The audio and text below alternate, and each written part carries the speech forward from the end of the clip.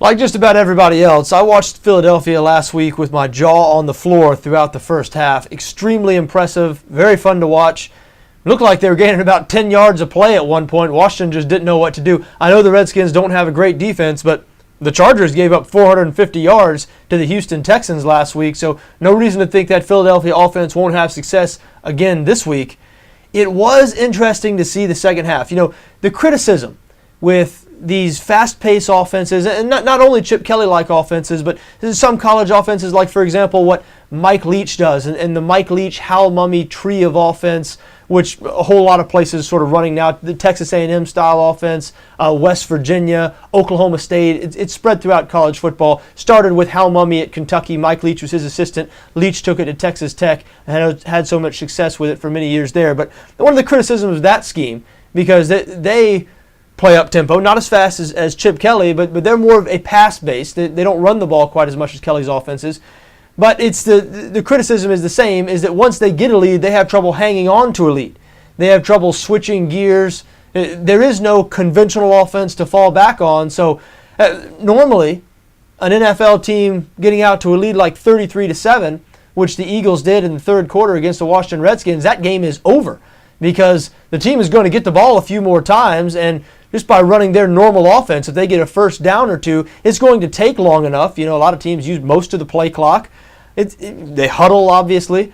It's going to take long enough. The team's going to possess the ball for long enough. The other team's not going to have time to come back if they're already down by that much in the third quarter. Not the case with the Philadelphia Eagles, and not the case with those Mike Leach offenses I'm talking about in college. But we saw Philadelphia last week really have a hard time in the second half. All of a sudden, a couple of 3-and-outs, and Washington got a little bit of momentum.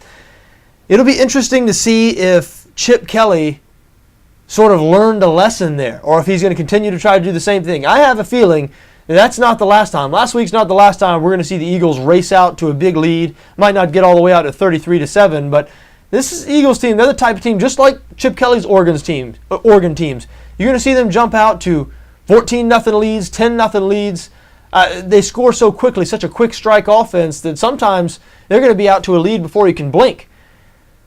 Are they going to be able to hold on to that lead?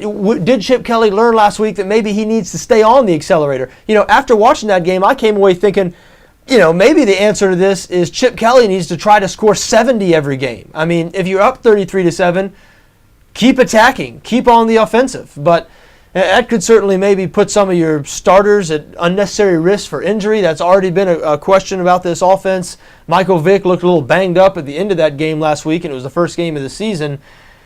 I don't know. There is no easy answer. And so when you see Philadelphia favored by a number like 9.5 here, you need to ask that question, and you need to come up with what you think is going to happen, because there's a good chance we might see a similar scenario here this week. Philadelphia at home, I think they probably will get out to a lead on the San Diego Chargers. They probably will have a second half lead. Are they going to struggle again hanging on to that lead? I mean, I know Phillip Rivers had a hard time last week, but we've seen Phillip Rivers plenty of times in NFL games throw over plenty of yards, lead teams from behind in the second half. I don't put it past Phillip Rivers and this offense to stage a similar type comeback to what the Washington Redskins did last week. Washington ended up falling short, losing by 6. That being said, I like the Eagles in this game. I just think there's too many. They have too many things going for them. You know, the Chargers really, really deflating result last week. A short week to prepare for Chip Kelly's offense, obviously, them playing the late Monday night game. Don't like their chances on defense. Again, they allowed 450 yards to Houston last week. And the Phillip Rivers San Diego thing that has been so broken the last couple of years didn't seem to be fixed in week 1.